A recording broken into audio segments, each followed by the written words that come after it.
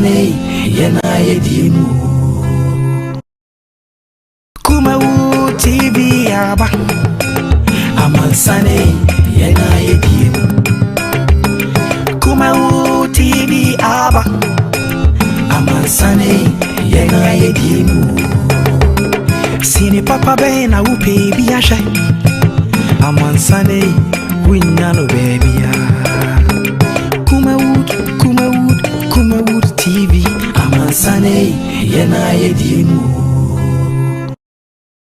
Kumawood TV aba Amansane yena yedimu Kumawood TV aba Amansane yena yedimu Sini papa bena upe biasha Amansane winyano baby Kumawood TV Amansane yena yedimu Kumawood TV aba Amansane yena yedimu Kumawood TV aba Amansane yena yedimu Sini papa bena upe biasha Amansane winyano baby Kumawood TV Amansane yena yedimu. Right, I was here, mamo, aha, near Wakwaba, eda ya wada, as a down coma trading for the boss, as here, 8th day in the month of July 2021. Yamiasi, near the was when Yamre, now okay, and anyway, say, oh, here with TV, Kumawood TV on YouTube, Kumawood TV on Facebook, Kumawood TV, nay, a transi, in Yamre, at me, Edin Komo, what say, Enra. Yes, I say beto ja na no brother by ni agent how Ghana pa yes aban no dey say aba as professor ya intiamwa bedus committee recommendation de koye say aban panimfo mampani na be de chiri ene ono obakọ no won yerenom yentua omuka bosome na ye ka pom salary na yes akatua no ye retutu obi a wo cabinet minister ho no sense Ghana fa kasa pa chire say ya ko suin na sheda enso na bi mo say no ya yanda san so a emwa nyamre na yetumi edi ho enkomo members of parliament 275 MPs in Ghana's parliament omo ebehia say ibenya ashan a eso ani efata edi ama omo ntine finance minister da betu ja say akwaje besia $28 million eda kwota ashan de amomo and after the council of state members let me abom djuma die na makoni aba no atumi akoso bi mutu say ashan no kwara de bom a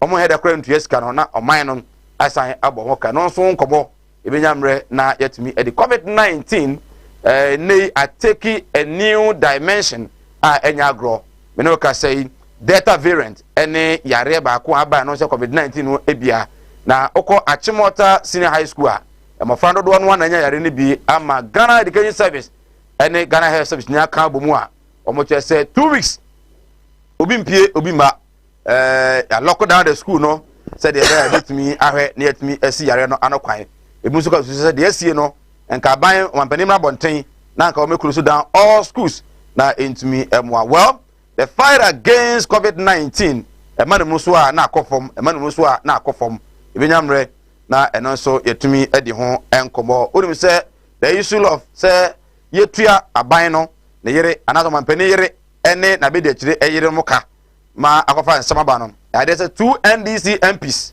the aban no akopiemu e Supreme Court say omo entiase nti court no enka bi emfa ema womo we Dr. Clement Apak ono no ewo Buza South ena afi so no Roxanne Nelson ono so ewo South Day omo nyina no e de omampanin ene na aban akojama court omo susu se omampanin ena te committee no na ode show mutasa omo hwe na yenhwe akatua ho sensem aban mu mpanifo masebejafo akatua ho sensem recommendation de ba ye no ena di we 8 mi abenti omo se omo de attorney general no ekọ court se Supreme Court nhwe nka bi mo omo se de be ya yentimi ntua sa mpanifo yi ekai benyamre na yetimi edi no so eho enkomo on the issue of the year last week adwira Dumase adwira in the Ashanti region of Ghana brante baako kaka to ananom onse do ma mabunu wo ho ye demonstration enam so ma nipa kese mienu enso wetumi to obra sojafo ene tumamufo de kobo ani no ade se nei na commission o mbaneti atremba commission no omo hwehwemu omo yeso bia meka na asem no omo ede eba wiye na the MC oho ede atu edwa ene say in fact esie na manfo so wa free krom ho osese wa free krom ho a nka dipa mo bewuo no nka ebe sen de esie kura eno nti na ma wo free krom ho ebio ebesi na okasa na wo kyeremu de esie e wadwira ede a kyere no enya de sa posifo afre no atona no ebusa na se MC wo ana ogina aban na mu ho ene ma no kura no eba ne sen ene nsem ne sie oso obi anfre posi ni bi anfre no emusa na hwe again wasan aka zudia se asem ne sie no ofra posifo no nim de enti a military for ba ya sie no esie sanso na district commander of police DSP Philip Hammond enso de atoja se hwe ne ho adwiri ne pa wo se no krepa no beka no e kwa soja fo ne fa so mba ho no nim ho hwe ono e post ni na de ne je ne nsam adwira na oto no nsa frɛ posifo nso mo origin so mama boa bi nti no do hu ya na soja fo no agba wura mu ho se hwan de ne ba ye se hwan de soja fo ne ba ye ono no police commander na de oni mo hwe na we commander aka wie ya minimum se nche achekra 3 months obekọ transfer obekọ ba ko da baby pa next time oba be ka no kre nti we ye no kre pa commander atumi aka na de ba ko osa kan ya o kire bu pa se ha ne pa no ene se ebesi ne o se Kumawood ya tena ha ka ye mfe no ma ne ka ne de da o se all media houses obi akora mfe no musa commander ne ba ne sen oh ene ya ka guru so saa o se de si ye ne de na eni enyan na emom obaje tum se mabunu no amom homoden na ma de sie no etumi esie na dwira de issues e wa dwira pa wo se ekirei enyina epe masibre na yetumi ede ema eno so ehon komon so no e wa ha nsam no do so bedai de makotre pa adwira issues no and matters arising from the commission of inquiry on certain course of Prempeh Assembly Hall and on baako and afi members of parliament omaketua omaka mo akogye and afi omampani yere ene ne be de akire eyere ena dadafo no yere na obedi akire mo eyere nom sika yade ema wo mo no eno ene ebedi ho enkomo na nsam na mode ba ne de muhie kuro no de mo ka no tena yebeka bi de na so no emene so na so watimi aka bi pa e de akire bi kure buza se na doctor ni ono so ekwa yare sabia na akohwe ayare fo yare no so no so yere nso hia pa o ntua na yere ka na teacher ni awaya adwuma na feso ye na katu ya ntumu na aban so ba 4% this is 1000 Ghana 4% 2000 Ghana 4% na 4% no 2000 Ghana 4% na muru 200 Ghana cedis crowd so sanka 10% enka 2000 no 200 Ghana cedis the 4% no say na say ni sika na ye backdate omo de no ye have from 2017 na yama obia 2100 times the number of months ye twa mfie num emu an ewe well waje nche ne fabra na nyamre enkenkan entimi emfamo na ya wada of course you other say ya na takrade for ne tachiman for ne adwirafo ne safifo no ne afi kaswafo no na moni ajepa fi say his excellency Akwasi Adey Odike. He is the leader and founder UPP awanyekuo no ena oda no kofare bai ene wono sanso ena Paul Kwabena Yando enso Ashanti regional communication team member of the NPP aspiring to be deputy regional secretary for the party also at Asukwa constituency ono ena financial secretary ede ema wo mo na be 2 weeks ni Alhaji Sani bibinti otime ka yensa appropriate time Alhaji enso ebejone yentwa ho na yenye aboa franka to emra ye ba ye tiasim na afi yetimi edi nkomo animudia me manfo nyi bintina mo ne yira ebinu be from ho se me o ma asofo nso no mo nya ma sore ma akom obi o ho amene wo kasa stroke achi no wa ya stroke no enko malam se bra ya adwuma me ne da okay kwesi da edwoda ebenada okuoda yawada if fear that and I mean you man fear that over to me I was some show because nipa and a walk homeda nyankopon any homeda okay akwala na wa wo no akwala na nya 10 years eko 50 years on nante da what da form obi so ho wa akwala na no iso nsuo obi so ho so wa akwala no de ye ya fe no kon no ya na echi na da so ebia na ne tachere ma fe na ne tini ye kete oh ha no chine tachere ma te se abo wo no malam se nkasa fa na bra ebi so ho so a me ne ukasa o se ne ba no ono matrama do we jot sabe ko ke abai ni nyina onom wasa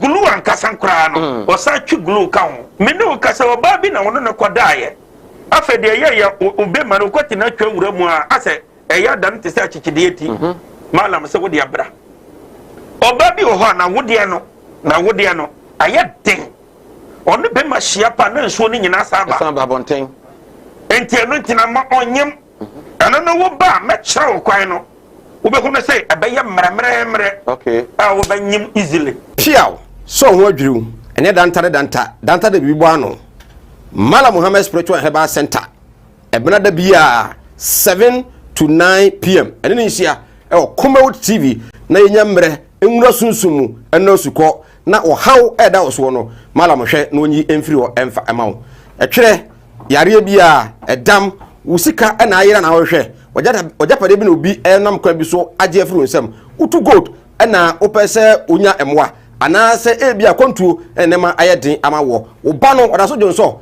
anase akontuo enema ayedin amawa bra Mala Muhammad Spiritual Herbal Center na kachi kwa atibie tienie kwa atibie Eastern Region eho ena Malam wo esikafo amantem wo de odu kwawu a wo so kwa atibie uduru ho bebe pa wo yira kora no a busa Unity FM ana wo be frɛ 0246 647 247 0246 647 247 eya tie bi na entumi emwa piaw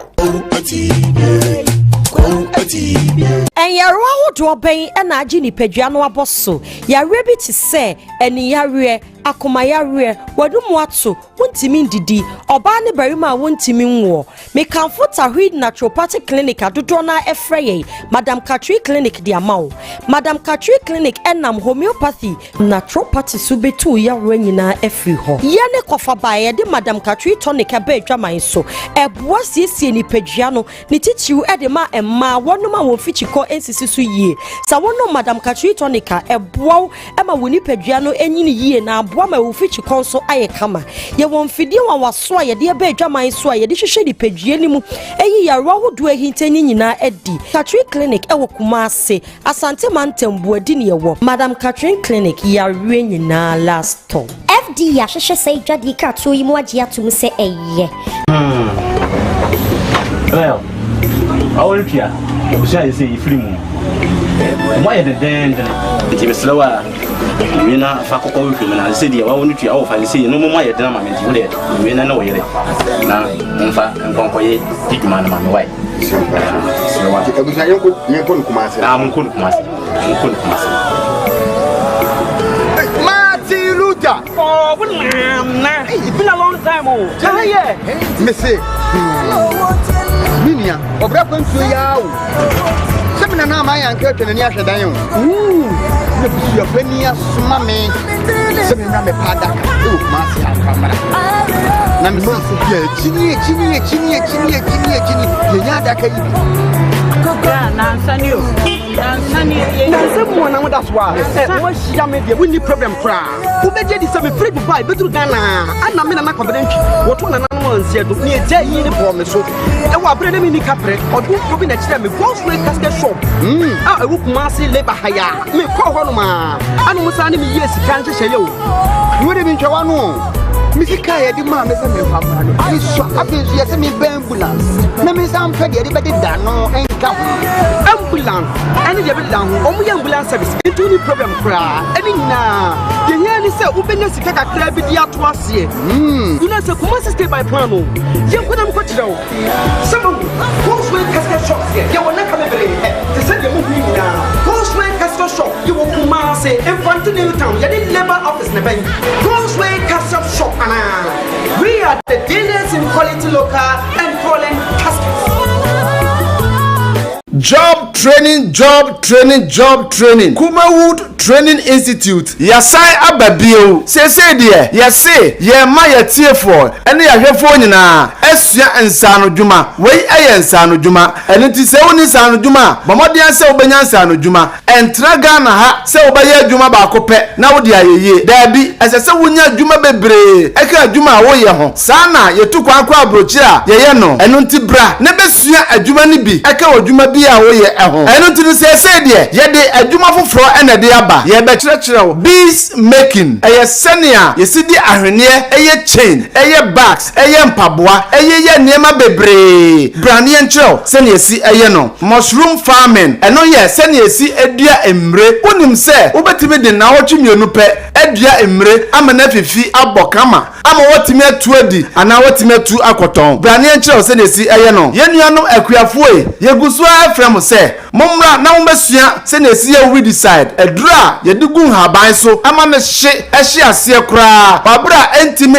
enka aduane na ewo mu no bra ne enche ose de siye no snail farming bra se ne esi eyen enwa obetima yen enwa ama na nyini kama ama wonso wakoton e de anya wusika wotimi de aye won kwan papa bi bra ne enche ose de siye no ye besan so akireo 3D epoxy na 5D epoxy se de samu amonim se 3D and 5D epoxy wo ye wo dem a etishren afei so ye besan so akireo liquid soap sa liquid soap yi ubetimi aton ye bekireo shower gel eye sinesi ye shower gel ama edi dware ama ye honam eye trom bra na ye kireo sinesi eye brown sugar a wodi be ye oniema bebre aton asanya sika ye besan so akireo mo sinesi ye powerzone afei so ye bekireo sinesi eye tomato paste no eno ane ye frɛ no tea tomatoes bra na ye kireo kama na fa ye woduane ubetimi so aye akoton ama wonya sika bebre ye besan so akireo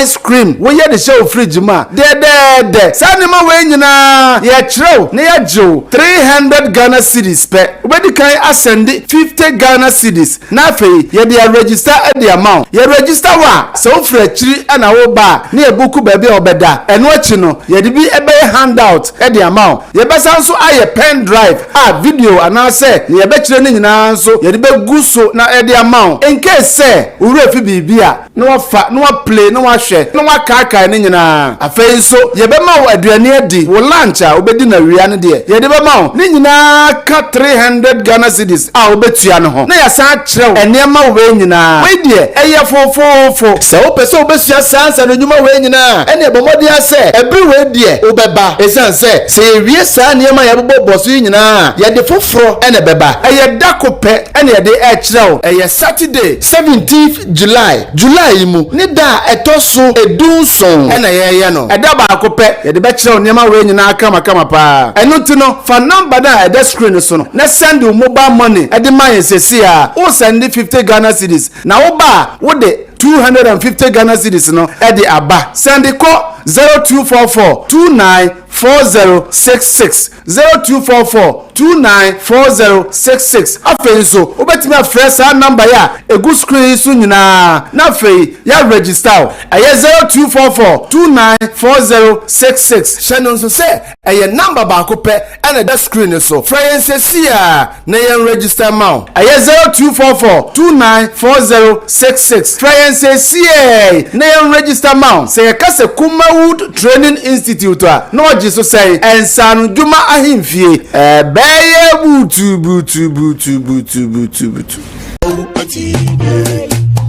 Oti animudia me manfo ni bintina mo ne yira ebinum be from ho se me o ma asofo nso no mo nya ma asorema akom obi o ho amene wo kasa stroke a chino wa ya stroke no enko malam se bra ya dwuma me ne da okay kwesi da edwoda ebanada okuoda yawada efieda ana menya dwuma na efieda wo beto ya waso me hwaw because nipa ana wo homeda nyankopon eni homeda okay right ebuja yensan ema wakwaba uguso sinopi live on Kumawood television ya asiso uguso ahwe yemfa aseda ema Gospel Casket Shop Mala Muhammad Spiritual Herbal Center Kumawood TV Escafo Amantem sanso and a Tawhid Naturopathic Clinic Kumawood Training Institute and afi awa travel and logistics so we na do sika so asemedo jumade no etimi de abre wo eya enum no djuma se de be ya da bia da metimi enso aboa na de djuma de no etimi de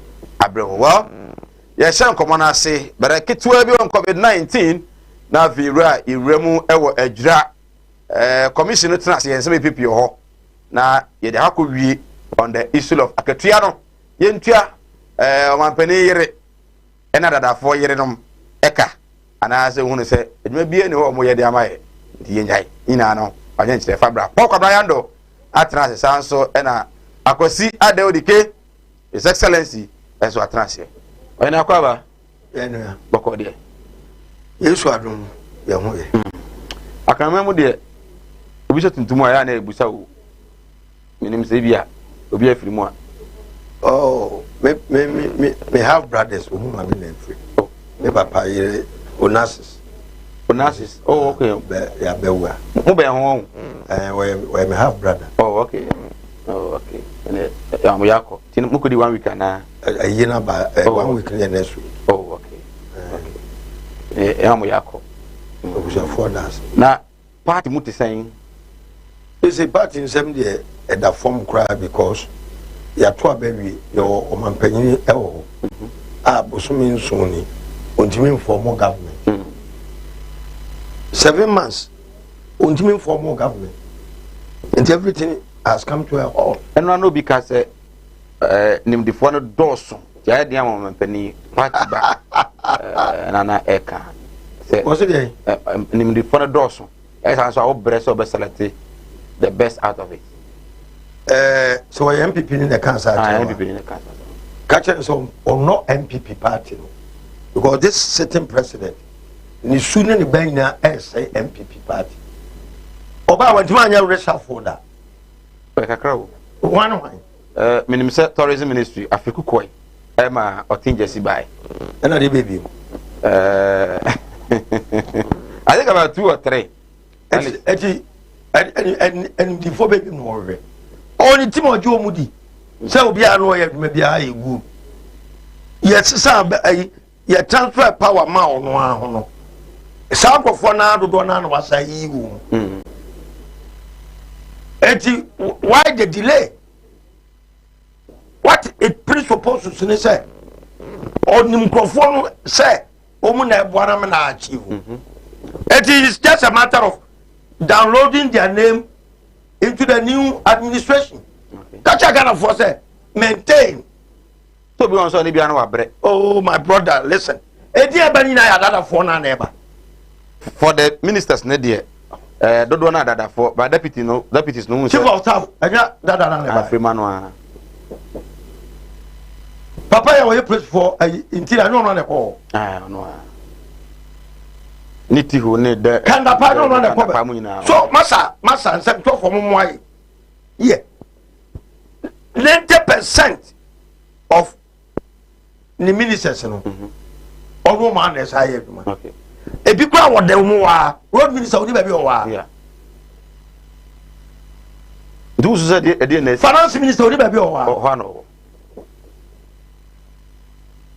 eti downloading no say my maintaining all my appointees just one way yeah we because na said na answer be saba nti so e dey na sintia ontimi ye say dey akaye MMDCs na e bia CEOs yes on asem no CEOs no class we di kan yi kakra on asem no the reason is very simple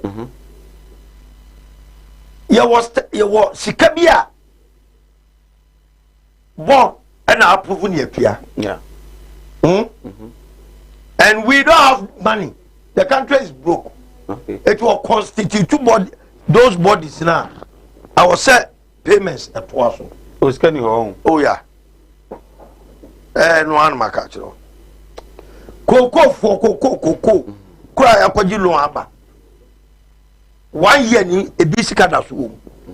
Meanwhile, so yaji cocoa syndicated loan $1.3 billion. Scan about March. Woman ko to treasure bill edi di ho asa mesidi ni kwa asa depreciate kwani na wa pam no a asu abo no a wagini koko wa firi ni koko edi akwa broche ama wagi ska aba no unfa this camera no Samas o wa bia ku so da o what the be good e mo bra bo da be en san so ahye da apia e bia tie bu so da wako e forma me nsu abo da ene ko unfa eni kwa so de kwafo di agokwa what you say wo bi ko wa free e de kwa abochi o so me first come out me was abo free this kind of 1 year ago. What kind of dishonesty government and you? Oh, Sana Hono. Now, Umpia Foka, Usuko Piawereka. Where did man, why am I? The job description in first lady in our constitution, Monchem in the job description. Now, a queer four, I am more poor. Obia, the passion and Chino, what he has shown. Bema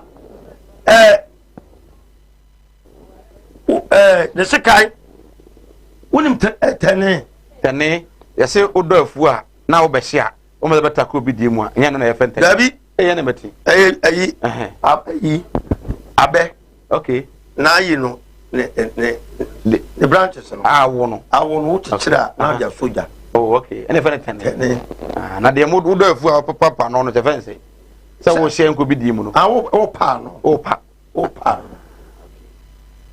amafo brebre wo wuram na kufo biska ba na udare soro wa da ha rupe na udare soro ama ojo so nyina be guya so. Are you serious? I am telling you the fact.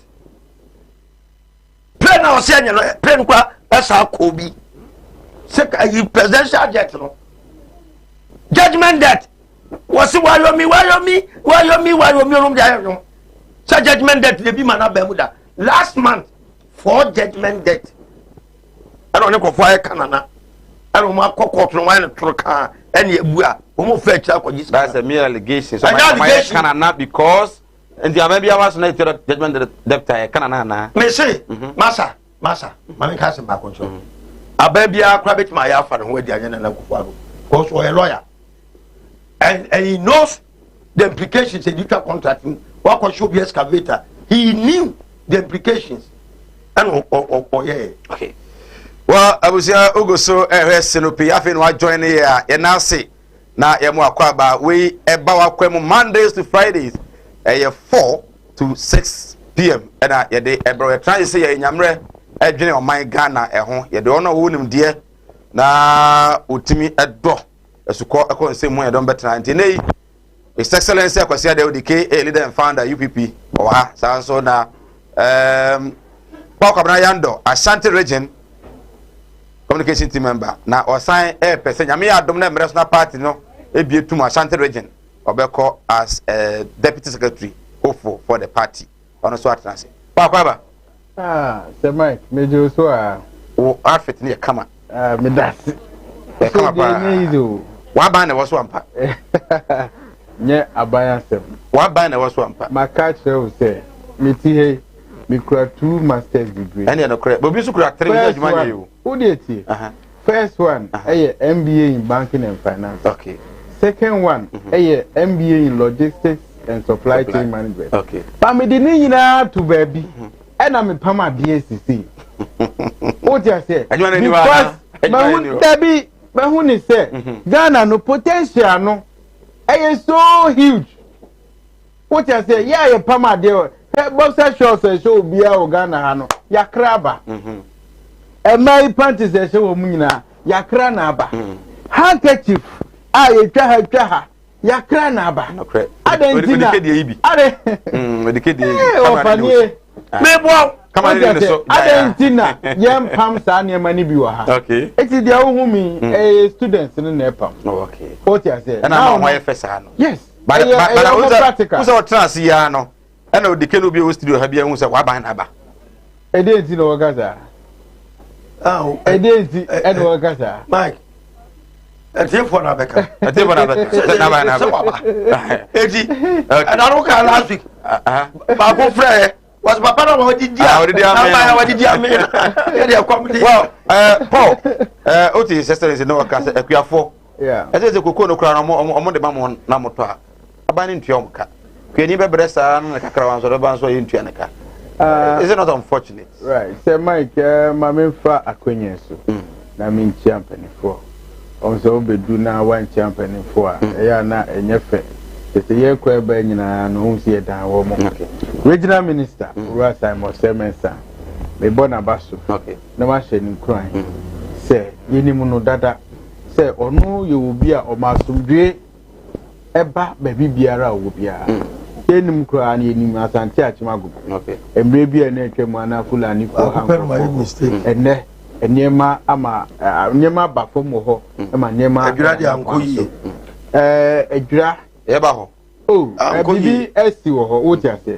De momu no yesi kwa su ne boy hina. Wo ti ase. O say wa boy hina. Been using when was regional minister boy hina. Oh, me si kwa su e na boy hina. Wa boy hina. Ah oh. Why honest person? E na ho no so no. Regional minister onye coward o. Wo say on the man military call. No. Na wo no so we use that strategy we are all this while. But you have based on information, but me ma follow mo. Paul, you have the police commander. Our district war. Was it one calling for military? You have the MC on the in charge of the MUSEC. Yes. Was it means man calling for military? Yes. And it's a regional minister. Our Ashanti region. Yes. Now I say me na me regional minister. Yes.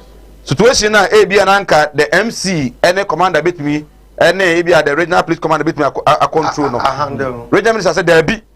Me my military call. Then we say yeah. Now who calls them? Say my boss. Dear ye can say. Any dear ye nyina na ye to me any bibia amano. Dear who no enye no bi na wu. Oh sir. What you say? Who say was security coordinator? Yeah. As you see our MCs in reference district commanders near the police and whatever. But he was security coordinator no responding to or reporting to the regional minister. Okay. And one man information. Said this is what is going on there. What I say? BNI, national security, almost the information my police are. Whom do they report to? So if on the grounds, no man intelligence and no man reporting to regional minister, who is on your dear I saw that phone quite young. What I say? Officer Omonya Debe. It's based on a near ma a cost any information I dear man no. And no acting. Timmy dear say Mike. Yame can say yenum say Obebua ama asumdue akọ. Ye first of one man said the death of two. I don't know. The death of two civilians no. The cause of the regional minister.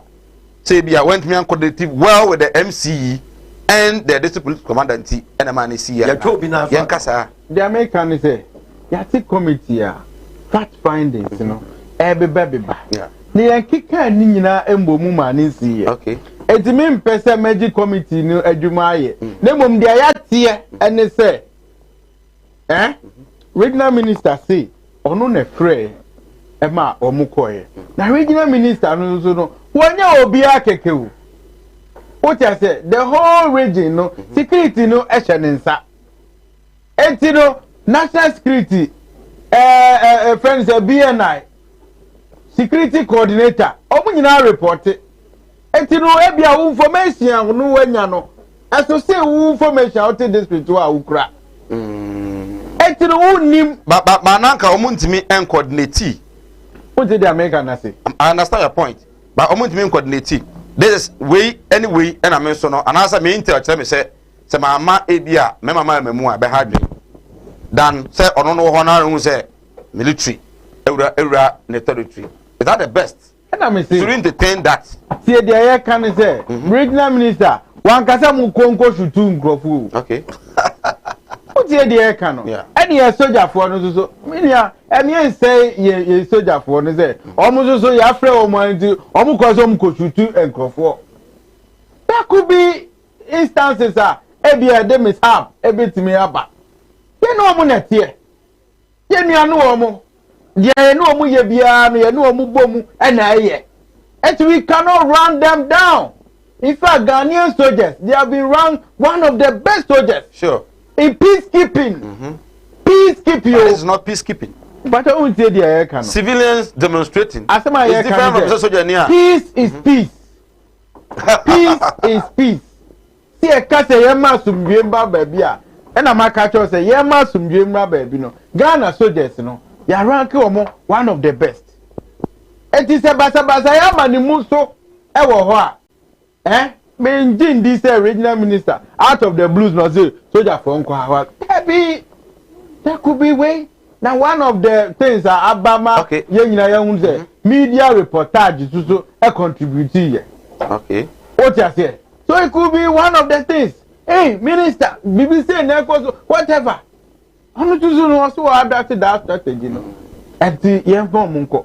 No more Koya, yeah, minister and Gaza shoot to kill. Maybe a unfortunate incident, NSC. Right. So I think me chiabano. Discussion now we democracy.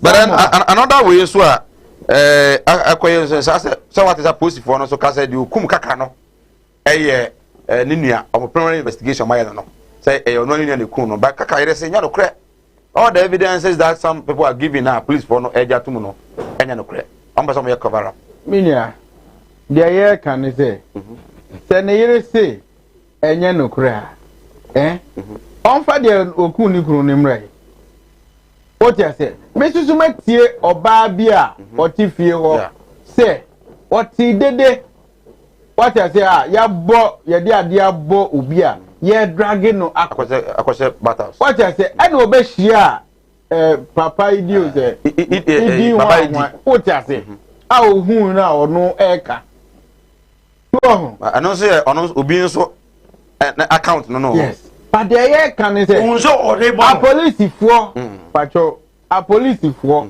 and I dem rane bibia sha o mu say e pa criminality adwinbone ne niema bone a o mu hwehwem are we now sitting here doubting their intelligence every month no until the court of the issue ba ye ba be doubt o mu intelligence until the court of competent jurisdiction I know now they are we cannot trust their findings or the strategy. We are saying say gathering of those facts ni nyina no it is at the prerogative of the police. Okay.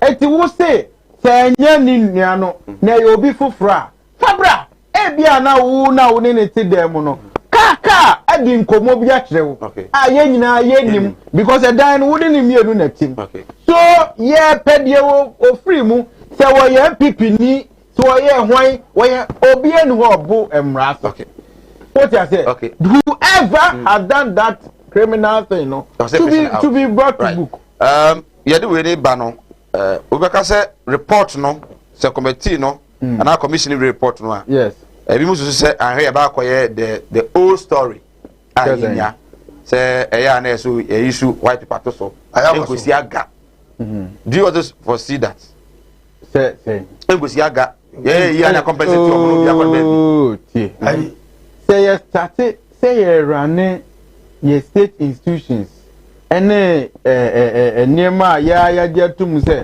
eno na immediate conflict ni sa niema no a nya emwa asem si a adwumam ni ade nyina disciplinary committee what I say so run o mo down a ene asem si akobo hwan amane ba enye bia de wahu ba ku mienu betumi amodina saka so we nkwesi aga until the American these are the very people we put in place because we want systems and structures to work abemu enkrofo ya omokum asoasefo nipa benso yes sa police for no yes so omo wo hene I learned they were interdicted what you say but that is that all you kill an innocent soul that is all. I also West in 2014. In 2014, I thought that so much. 2 demonstrators were Antwa. Ye bowo mutu. Ekumwomo. In 2016, I think April there about. Okay. Now, that time you know, may health service workers union regional chairman. Yeah.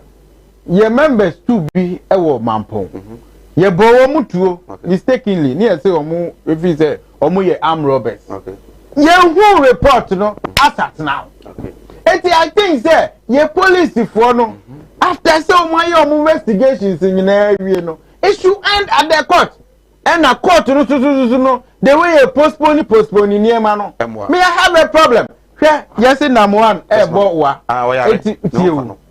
Oba wantino wow ya postpone case na kodru September what dey aka no na dey aka say ni won ya hwede a enke bedi say right I was saying ogoso RSCP live on Kumawood television wajen chere fabra na enyamre enkenkan entimi enfama voice note no na ya wada nto de bana mana bantem na etimi enyamre etimi abo ede amount manamra ntem enyamre emo enfama what Paul Kwabrayando enka ayenko dike adjura any issues by the police command police commander eka the MC eka the Asante Regional Minister eka any the military command brigadier general and so eka any the anonymous so abeka adjura mintio minua adjura issue no areho yi na committee na Kufuor ado ate on pros and cons. Okay. The edika no. Enipa bebre ho more evidence. O mutimi ma public. Emfa evidence nema. For fear of their life. Okay.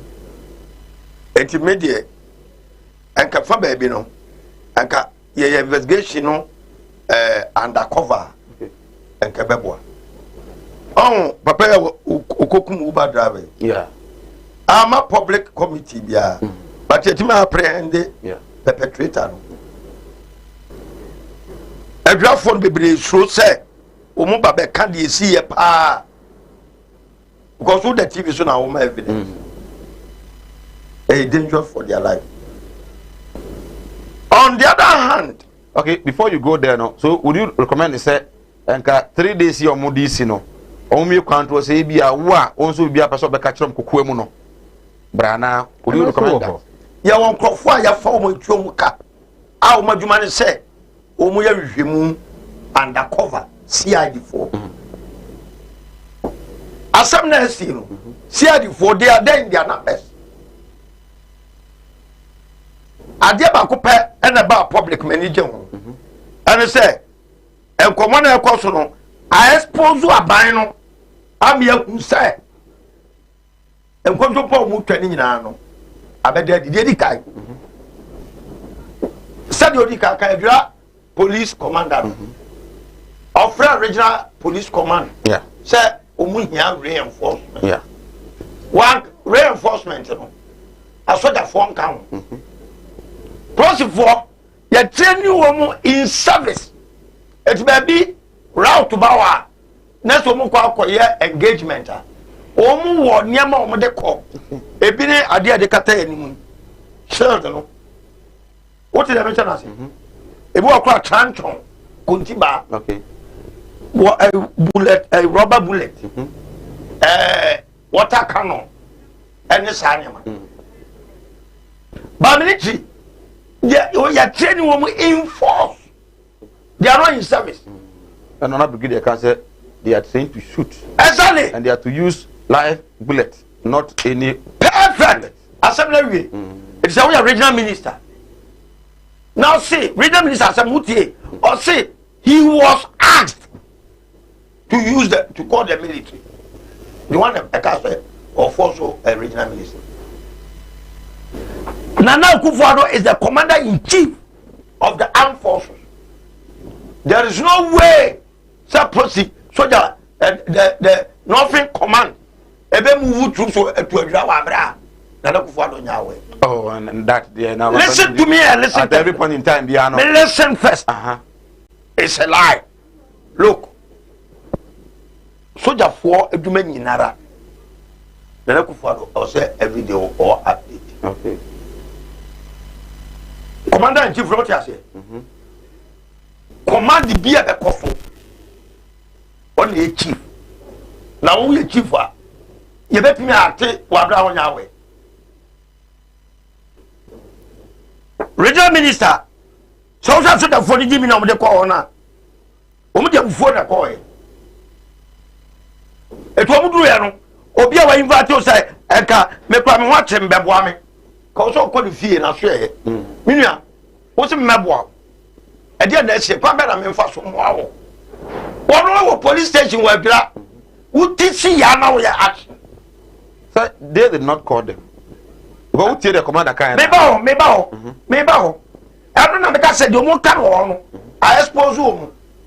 Because we need reinforcement. SWAT or Buffalo unit. Buffalo unit. We have member can think I train on that aspect. As you regional minister, offer a brigadier. The brigadier is signal a cry. Go brigadier all to be free superior for Koda.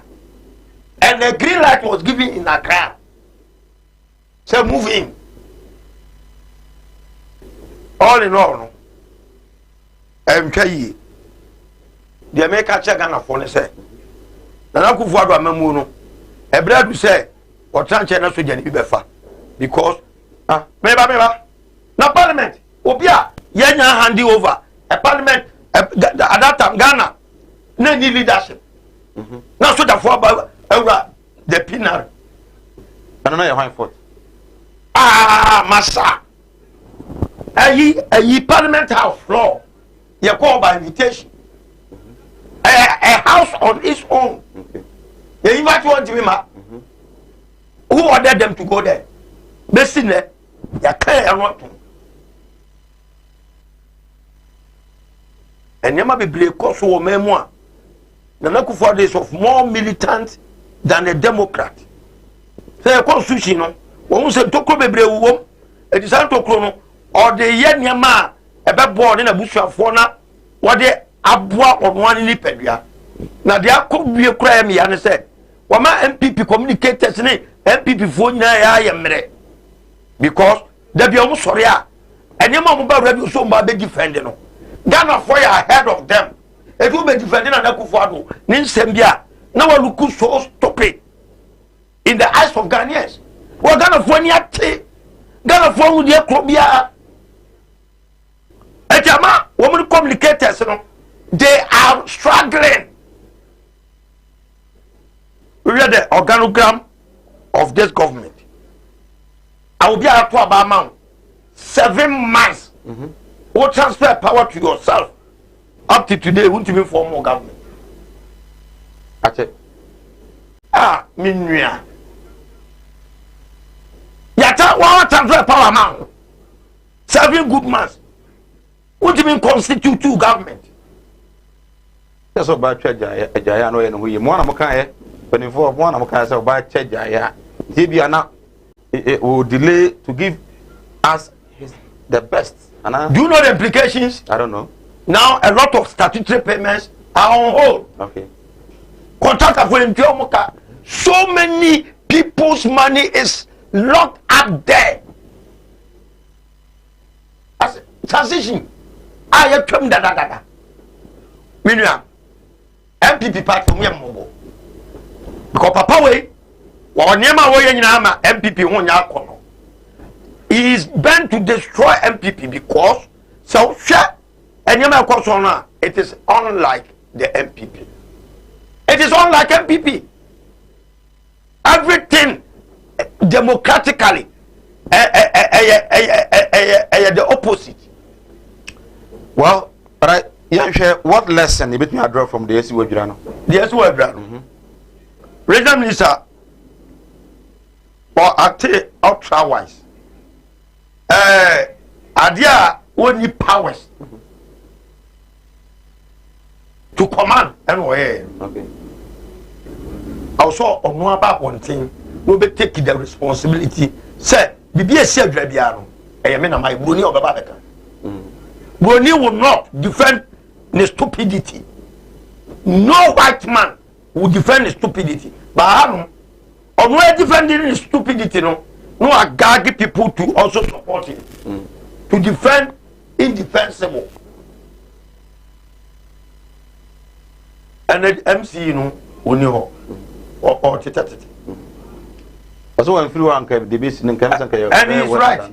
Because, and you might be Bracoswa, intelligent aye picking no e wo say o free kromo okay o person ka no kure ba wo suro no kure bebre wo obia person ka no kure ba wo mu ka kodu bia no ma atwan de me ahu ni say asem we e be follow aso ase president e ba be compensate abusuanfo okay so mu nya amaneka aso ase ni pa 7 ani e bo mutuo omo say ya interdite approach for nyasa yeah ana president na success ka bu bad ana de ko ma abusuanfo so mu nyinu mu ntwa so murder case ya nyini ntwa so masa na kufuado me pa me no dey retire because every day every na Ghana for me prophet of doom but penya ma ni hu no da bia ya so ntia asema ya ni bagie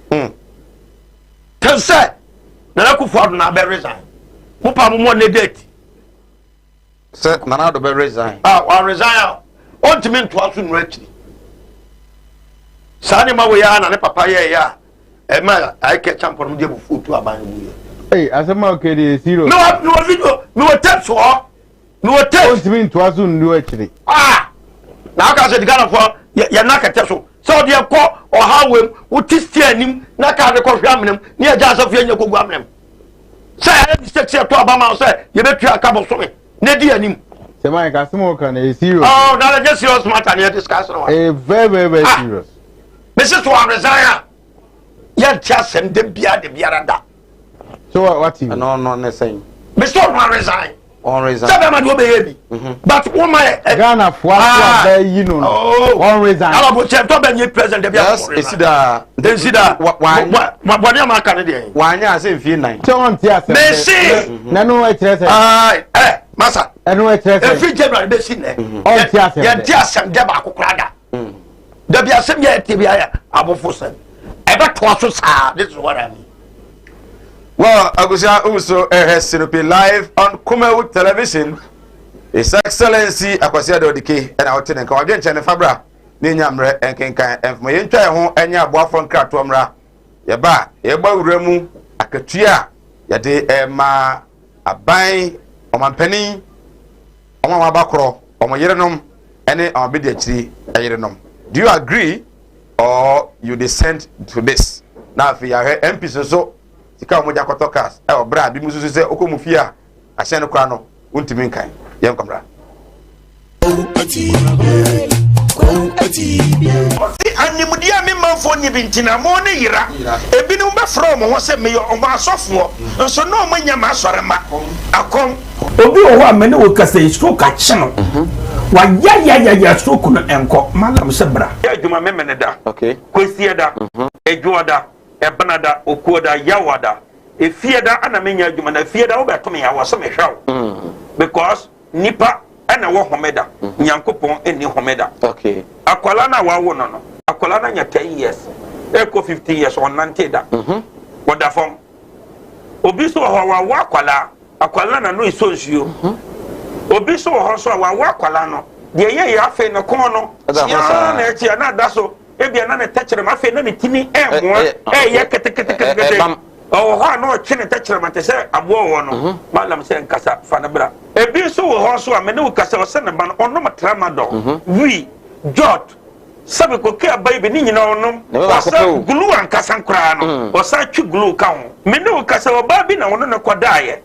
afa de ye obe ma no kwati na twa wura mu a ase eya dan te se achichide eti malam se wo de abra oba bi ho na wode no aye den onu be ma hia pa na nso ni nyina saba bonten enti eno ntina ma onyem ana no wo ba me kire wo kwan no wo be ko say abaye mremre okay wo ba nyim easily piaw so ho adwiru ene danta da bibo ano Mala Muhammad Spiritual Herbal Center ebena da bia 7 to 9 p.m. ene ni hia Kumawood TV na yenyamre enwura sunsumu eno suko na ohaw eda oso no mala mohwe na onyi emfiri ho emfa emawo etwere yare bia edam usika na ayira na wohwe ojapade bi na obi enam kwa bi so age afiri nsam utu gold na opese onya emwa anase ebi akontuo enema ayeden ama wo oba no odaso jonso anase akontuo enema ayeden ama wa bra Mala Muhammad Spiritual Herbal Center na kachi kwau atibie tienie kwau atibie Eastern Region eho ena Malam wo esikafo amantem wo de odu kwawu a wo so kwau atibie uduru ho bebe pa wo yira kora no a busa Unity FM ana wo be frɛ 0246 647 247 0246 647 247 eya tie bi na entumi emwa piao Ẹ̀yẹ̀rọ ahodoɔ bɛn ɛna agye nipadua no abɔ so yare bi te sɛ ɛniyareɛ akomayareɛ wadumu ato wontimi ndidi ɔbaa ne barima a wontimi nwoɔ mekamfo tahwid naturopathic clinic adodoɔ na ɛfrɛ yɛn Madam Katri clinic de ama Madam Katri clinic ɛnam homeopathy naturopathy so betu yareɛ nyinaa ɛfiri hɔ yɛne kɔfa baa yɛde Madam Katri tonic ɛbɛ adwaman so ɛboa siesie nipadua no ne titiw ɛde ma ɛmmaa wɔnom a wɔn fikyikɔ nsisi so yie sa wɔnom Madam Katri tonic a ɛboa ɛma wɔn nipadua no ɛnyini yie na aboa ma wɔn fikyikɔ nso ayɛ kama yɛ wɔn fidie wɔn waso a yɛde ɛbɛ adwaman so a yɛde hwehwɛ nipadua ne mu ɛyi yɛrɔ ahodoɔ ahintanyi nyinaa ɛdi Katri clinic ɛwɔ Kumase Asante Mantambu adi ne ɛwɔ Madam Katri clinic yɛareɛ nyinaa last stop FD ahwehwɛ sɛ dwadi ka to yi mu agye atum sɛ ɛyɛ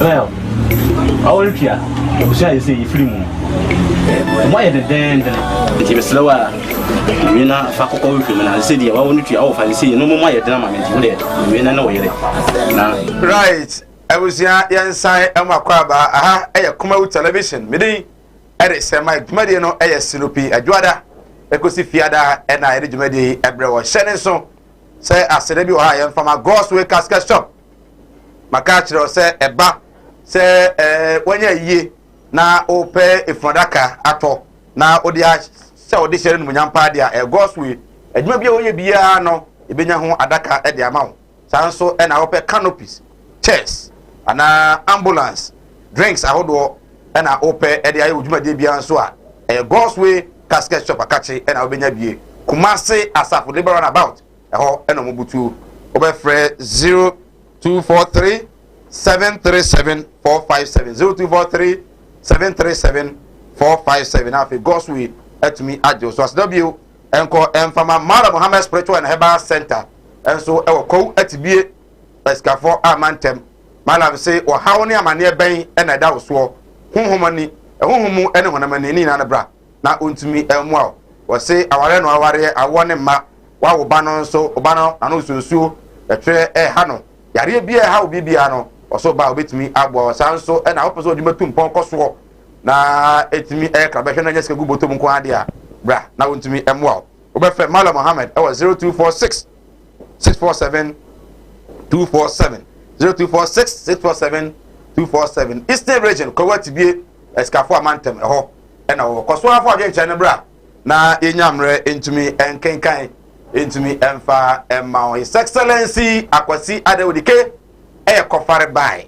ono na de amanyeku efe no UPP eba oman Ghana ono ofia sanso na Paul Kabran do NPP ni kese pa enso ewa Kumase Santimantemu ono nso ewa ha wo yegosu edi nkomo enei ade ba ko abeto Ghana Ghana fododo no ano ompa omonye politics se kire omo adwen fa ho ene se oman panifo abedi oman so ekro ona wa free mu ane wono te ase on yerenom ene on abedi akirefo yerenom ewo se itimi etuomka on pani ati commission se omo hwekwa be fa so adwuma fa katua tuturu ene aban panifo katua no ebetumi atoto ne ye masebejafo ene afi appointees ene omampani no nkasa na no ene recommendation na betodwa every professor ya intiamwas badus committee no se omampani amaba eno de otisui onyere ena afi omabedi akire ayirenom yentuomka na yetuomka omakatua no enko yes a cabinet minister akatua which is 21,000 Ghana cedis 210 million every month na yetua so a yomode ane enko shaase every 2017 January na yemfa entuomka wo ye Ghana ni wadwen yo sei we no free wa masebejafo a omabai ombe hia bi ombeda emu miska wako han dan amu edem won kran assign epe $28 million at the amount besia some bankoto asen into me and them net me abo mo djumadi nso atumi akoso na won kobo ade nse be hia pa fabra na nyamre nkenkan voice note no mane be 1 minute pe net me nyamre at the abo at the amount well your excellency me shall see now say see another first one me shall see no first one na say ma wa kan intimi react kra what do you want to say what do you want to say catch you say Mike you have 1 minute for back the American say say u betina ka say president ye nyina ya to abayi no you have to respect Ghanaians say enema nko yie nti no o nwie ne term me so resign how man ka say be beto no say no okay I don't see that me draw attention say offer we e pani they can say I'm so resign man ka say be wo say one wie say na okay o say ona na tie wo say one wie say ebia say no tie na so on resign okay what I will bet my so ba won timi ka say won timi me na na IK wan ya na you put two number enya ne sa me so just say enya ne sa or resign be boy enti the American say Ghana for nya rehwemu e wa abato aye to ye no say papa no ni mu gidi e odwen Ghana for ho dodo no e ho gise no ana ye guso aye ko ba ye ko no ni pa wa bo ni trimu bo ne de me how do you determine but asem ne ba ekwan ya ebe fa so ebe handle no ene ye hwe ho ebi ni say ba ye wa bo e friend say what committee see ye hwe na ye ntoto won sem what I say na committee ni nsem ma ye na wo tia na wo ka say ya wo fi say papa ye nya gidie awo ye system what I say ye nya gidie wo ye system so asidi pan so me mra ho what okay mama ni comot your amra understand say leader and founder edema Ghana Freedom Party mama kwa dan ko dwumadie no antiakria oti anka ya mwadwo nyumre okay say want me anyina so say hey a person will make a contribution to the show you grant him that well okay mintio on salaries and as allowances are o man your person edema president and vice president omoyere no in our budget you will sky twako the presidency says kanu e bi na vice president didi ne bima okay e bi na presidential staffers okay and others edidi omuduma but workers say one there ya na controller and accountant general in the trio moka okay it is says kanu the presidency no e bi na omudema first lady no executive office na ba umia so awoye vice president na yere won so di bia setting office na um office wo kra no um sa fa enipa me yetwa mu ka bo so me on payroll aka na enye sa kwa na ye okay adwuma bia ya be fa wo no ya ma wo job description adwuma yetwa aka bo so wo controller ho wo ji usika free controller you are assigned to a specific duties. The first ladies, no, duties are ya assign your mom any day. I also secure more. You my dear pa, I say umunimo emo minor. Any map Ghana to secure Canada. Away henny. Any day. Oh, say Abia, I don't know. China. Kata diamo mo say. Okay, mama ko de komamra, mama akua don ko leader and founder Ghana Freedom Party e wa homa na so. Anti akua oteme kan mo adwa nwumre yi. Bibi aboko de. Okay. Ese o hwe adwumade na o asem bi ka. Okay. Ese o hwe adwumade na o asem bi e ka o contribution bi emeki. Odaroma yentio. Okay. Enti wadama yentio ma TV ne nkɔ fam. Ma TV ne nkɔ fam akra na yentio. Yes.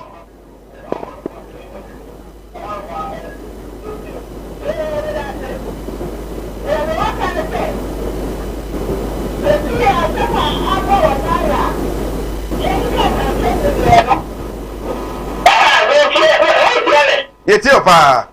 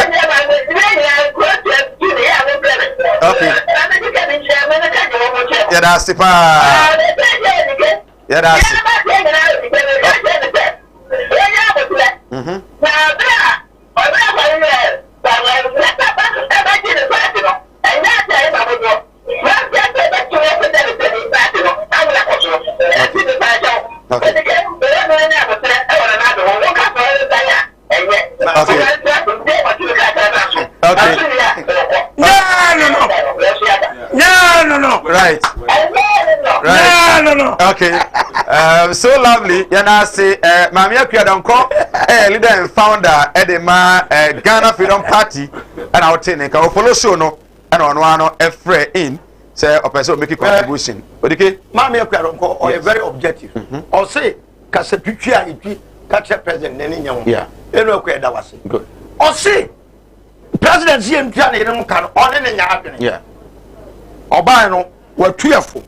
Ana baby abani ya enkuyi watch it yeah era kwa watch so e kwabiri ni ampa na me nshaw o contribution no yesu ya fa fi say when you change do kan se bi ho na asem na wo kan no wo tuafo a wo se tie na ya na era kwa baby ensem ne ko e do so do sabio wa odanya ne ya watete o mampanyi se yentua ni ne ba wo mi ayereka no mo nkwa Meba what to nyabotire so they also kind as am ko social media no Jabi no mo liste come out for no muduru mampani ne na yere de so no na mo ye no president and the vice president wives idina okay I'm going straight to the point. Okay. The maybe we're gonna for better. Say forward Juma Mua. Your mouse specific assignment. Okay. Say Juma way o job description ye e ma no o mu job description ene de Nana Kufuor na epia emolument committee on the constitute ye and what actually and what someone call na mo fa we nkoto public domain oma minua Paul wo maduma ye dene but meba it has been there but just say formalized o ye contemporary allowance nko and na ye do beto pay rules ano so allowance de obi an de ma wo kodon kuma emeto futuro na sabi owu uwe school na ye business yenim abrabo ayabo and yenim said o man hye ye say nyame abo na as young as you are you do kwa just am pepper so na don't put your integrity on the line amwa e bia na da chi bia one ambition ban sama fi wonu mu ba no e ma ye mu bi hu say sabi o yentimi enya gidie wo mu da achi eti obi a wono abone bra wi a okro mu program friend sleepy yeah ana wan se sa no mu genya na fi plaster fi jubilee house okay a presidential sika e twama no anu bi no de e support ma okay budget allocation to the jubilee house no exactly and on the bi ma e ma no okay anu ma satete foundation foundation ko ma tete no mobilization of resources to mo ye ani di omu scan here I say omu render account to the state you audit omu okay audited account one akọ present na dia mo onu da ya Obreka foundation Lordina foundation one foundation a omu di ska kese akoso mu ekonta kire o man no ultimi nya ex president bia na ira bia foundation wode na eya account so akọ say ya mistake say ato abama wukunu so me di president and na una mwachire appointment kwa ni nyama bebre no na first lady office every month ko ni pay bua wo mo lobby through that office for appointment any business and what have you wo mo kra no behind scenes you know they are more powerful than their husband na minua baby are very ridiculous and say you bad dating in 2017 January 2017 it will be by 2 million Ghana right away yeah we call the about 2 million no Jesus 24 first say 12 months in a year me hunu bo and you take 12 times 4 now this year so 6 months account wuradi nyankopon na ka kwa de kasa adwene ba otimo ka kan say henceforth a free neko yanya sansusue we na mumie mo bo anam say what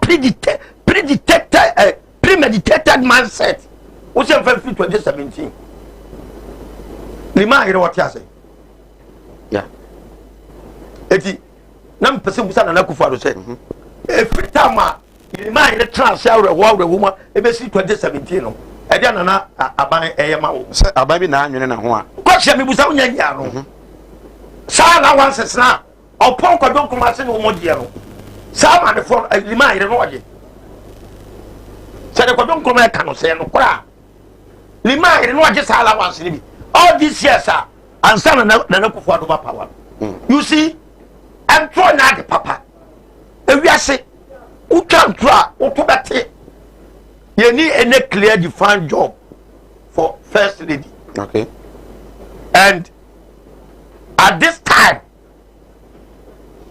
in our economic excruciating time Ghana for you charge adwo man penya be ka say a revenue cry a short to fall now when you know one of the best way to reduce your burden no tell us is to reduce your expenditure when your income has lessened the best thing and it's not lessen your expenditure okay papa we there one no be catch and say expenditure na lessen revenue will rake in a lesson it Ghanaian should abide with him ofri wa anu asa ko raise the expenditure ko hard play 340,000 pounds edinam wim Okwaji skasa 170 million now to the baby bank account bank no. Such can answer akwa judgment debt. $70 million a kutua judgment debt. $70 million a kutua judgment debt. $50 million a kutua judgment debt. My goodness. Simultaneously.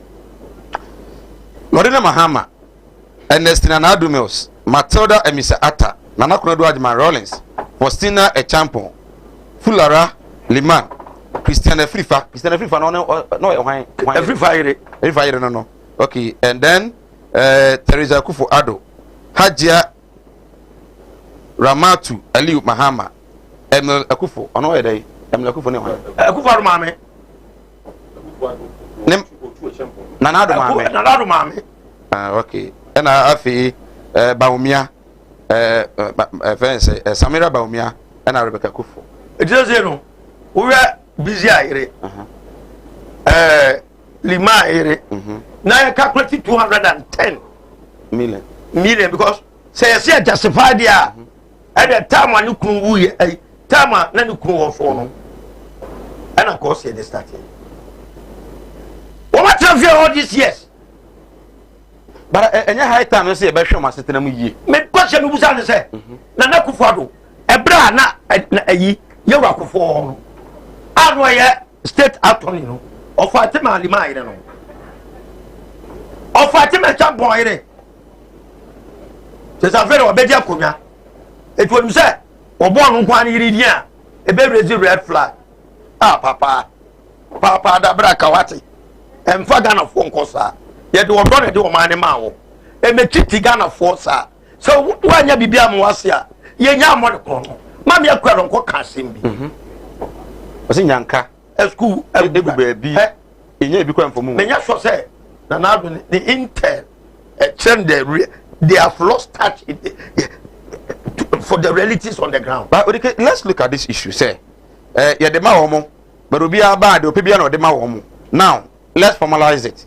Na ye hunu say bosumi bi aduru a omampani bi a obetena so a na so te so na yere na be de akiri akatua say na de ma na be standard aka okwa de wo kan aka mini problem etika no say me na nado madadwene ho hu say e ma no kunum firi wa ye firi akonwa so a ye yere mo ya momo e de firi ne ene e kro Ghana fo san hyewe na me de tuga mumye ndo so no na ye moa na enkwada na eba na hu say so kwa ko di leader na oyire ka wachi a onya momo but you don't go back to 2017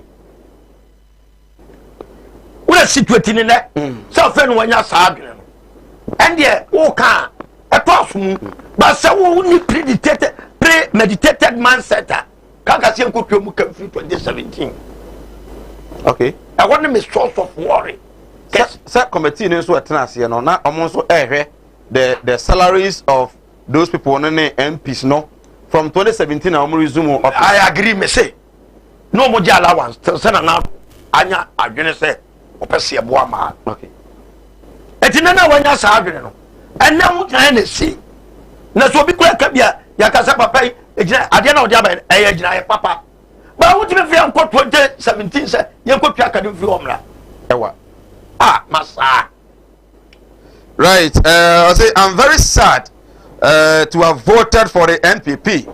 You want to pay 21,000 for president wife and vice president wife for no work done, whilst NAPCO and afforestation beneficiaries have worked for more than 4 months without paying their small allowances 400 and 700 Ghana cedis. This is wickedness from our politicians. Okay, Calvin Sunyane and Wadifria Kelvin Eddie Abba or say I'm expert from Wasa Dunkwao. Our leaders to tell Ghanaians our leaders are now telling Ghanaians we are fools. They are coming to pay first lady and second lady Adam disabled. Okay. We say good evening, Sir Mike. Please tell the NPP to advise the NAPCO authorities to pay us our allowances, because NAPCO beneficiaries deserve better. They shouldn't keep us suffering. How can we build a nation with empty stomach? This is so heartless and wickedness. Right? Sir Thomas Techiman. Good evening, Sir Mike. Okay. Sir, Mr. Odiano, and Macano, my main cover for us. So, where the thesis no diaba, and I don't think I can read all these theses. Of I confit now. I say, please note this. I must use this opportunity to dispel the by former President JDM and his NDC that under their tenure in power, security matters were under control, and sure, killings did not happen during his administration. I would only say that this kind of utterances could be best described as nothing but baddish.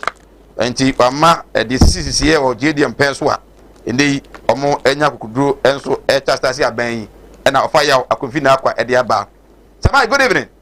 Please, I just can't understand how this country is being governed.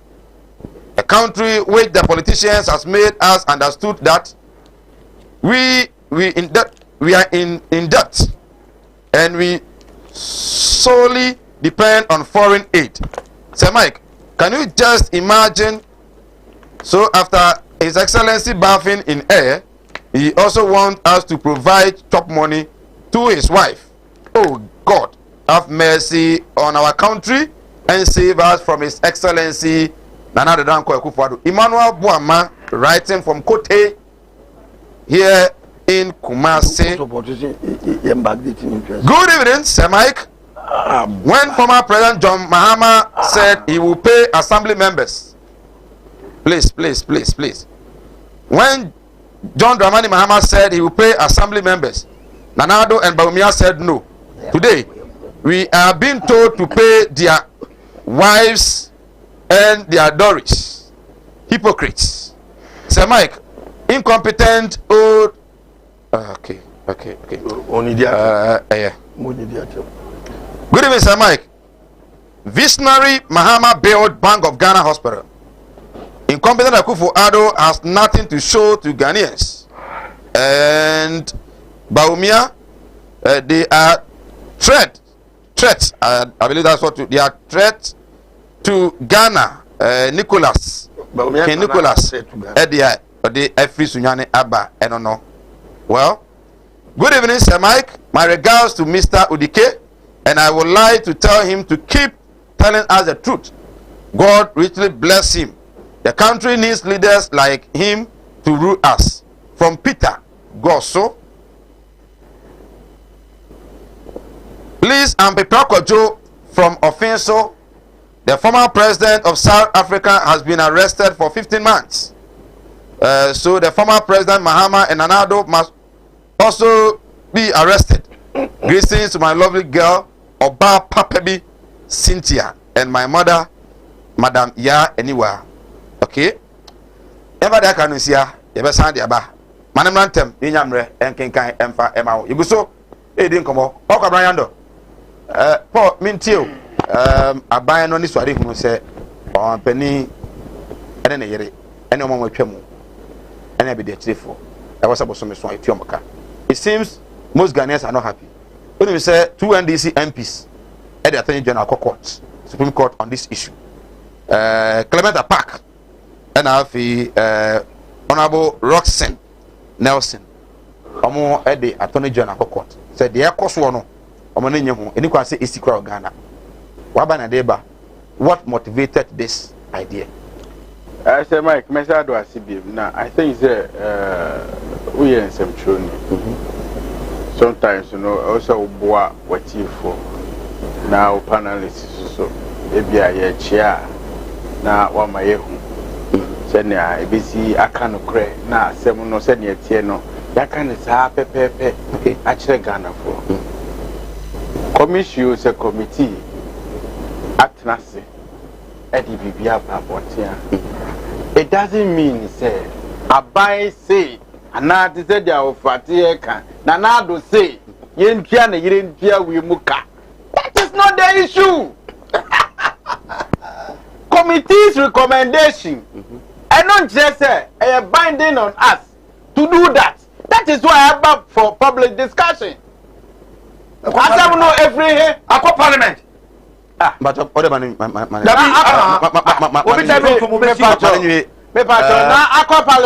I think we are then we justify why you think the decay canon and the cross and come. There won't say there can I say. Oh, offer. What am Metia?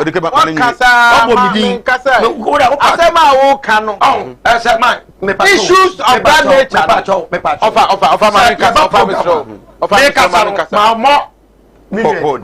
On tell you okay. On refer to me. As I know Bantam Jamaica. But I'm assuming that you say about the wine. What just about the Jabana? But some people in India have to come in. Okay. Many Tiamano, young come to. Right. And the Kadio, I found. Okay. Now you get Tigana for say about us for you. Okay. Don't do come in India. So tell us. What's it we know a abandoned person money in Argentina home? Is that what you are saying? I said my committee or say commission at the Omo at the Abba near the Accord Parliament. I didn't think to obey to represent us. Okay. It's almost the Adiaba Abba to Parliament, not Parliament, Adiana to one. I abandoned at the Abba. What's the constitution in here? The constitution is a patrol, yen situated at 70 years. Ya two Abba a yin crop for say. Woman can some my parliament. Okay. And a buy ways to know your executive powers. Oh, yeah, you so say executive instrument in the air. Okay. Yeah, the legislature. And a year, then they are called parliament. Say, parliament, our representation of Ghana for Nano, and more boss as a me home. Okay. Do you get it? Okay. So why do you tag Nanado say Nanado Nediaba say yes and out here now who sent it to parliament? Is it the NDC government or the MPP? Na committee and na commission one take one a constitution one a take. Oh, Nanado ne take so the plans will go to Nanado. Is it Pacho untie dia ye kan? Okay. Ade no e wo hodada. Then say ya me momu says allowances ni ade no e wo hodada. Okay. Nebomu no enye formalized. Okay. Chese obi a pe sika e bia ye be allocate to the presidency no. And wa hwe ho bi and wa tisi bia momu. And na issues aba ho say yen hwe na yen fa eniema engu na kwa so se ni ezitie. What you say? Me no some time back. Yet we complaining about sika ediko presidency. These are ways and means that you cut down the expenditure our presidency. We no senka ye di to mu ye na say enko bia controller enko ti say di obi a etua ne kana ama budget a call presidency no e so ntiana because we nobody knows the disclosed amount ye di ma obia ba the ope eno oye timi there I think say it's a good cause ye dey call bibisa esi na ban ne de wire na famu de say mint oh ansema amu kike na ya ketu enye na say ye hwe mu ye okay yenti committee na omu hwe mu atem ye wi a ye de akọ parliament na parliament in debate ni hwe mu atem say na esitie I don't think say e bad say Mike ma membra ha I think say as of mine Ghana ye dream bibia ye friend of retirement okay but one of the things ukosruba from wiase ubeshia etira senate ho me pacho e must senate so because I'm afford the money to senate so ama wo gene senate pay no bebre collapse I know what I'm talking about. Oh, let me come in here. Me pacho mami check. Why na annual retirement o man penin no bedi so no ana owoyire no ono na annual retirement ho ana say na yire no because na yire no Ghana form fa na djuma me pacho me say asema me kan say me ka ma asemu nyina wie ya me say ye dia ko wie parliament yes parliament before mbobo engenye bad na mo ma me ka asemu we etimi wie ye ho no what you say Ghana for ye adwuma ana ye kuro ma e friend in Ghana no ye nwin bibia e friend retirement ho okay as of mine enya aban we yo as of mine ankasa ye nwen adwumayefo ho na ye ade a adwumayeni bia so no you also know say bibi wo adwumam ana bibi wo abrabomu a ye friend retirement at any point in time bia no won hwehweye ene ubi bia wo ye bia no dream say that bi beba onye adwuma biem wo sika won saka no enya ade a wo benya say sika ne biem and so I was prepare for it. What you say? Now, you will less pension, and I say sika ye free, your retirement no. Extra as a result of your ketria ye GNT. Okay. Minim se unim sa de na because you calculate based on sika woje. And you timid calculate monthly pension, monthly contribution obet to Senate. Yeah. What you say? Sure. Now your ketria sem enye. Eti debia no affect your pension your certificate. What you say? Na your salary structure no so no. Say Mike, ya hye ni say president here no number 1 A asa na baya ya ka B any ade to aso. Na say na etie nie. Say president dey ankosoro a ya e wo form no. Ya dey ma. Enti sir. Antisa. I'm saying Antisa because we have CEOs, sir. They take more than what the president takes. Exactly. President. President before assuming office. Now 29,000, close to 29,000. Now the recommendation is that the president should take 47,000, which is 470 million a month. We have CEOs taking, some CEOs taking as huge as $1 billion. 120,000. A month of Ghana. Engineers president, that's what I want to be massive because me unim say me expert in pensions. Unim sir, me a unionist. And these are recommendations you just to what and eba active politics.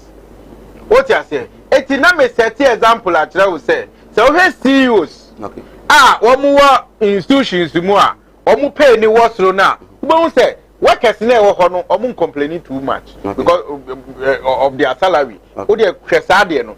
Say obi di 120 million 1.2 billion 1.2 billion na e ya hwe omu wa ase no. They don't complain.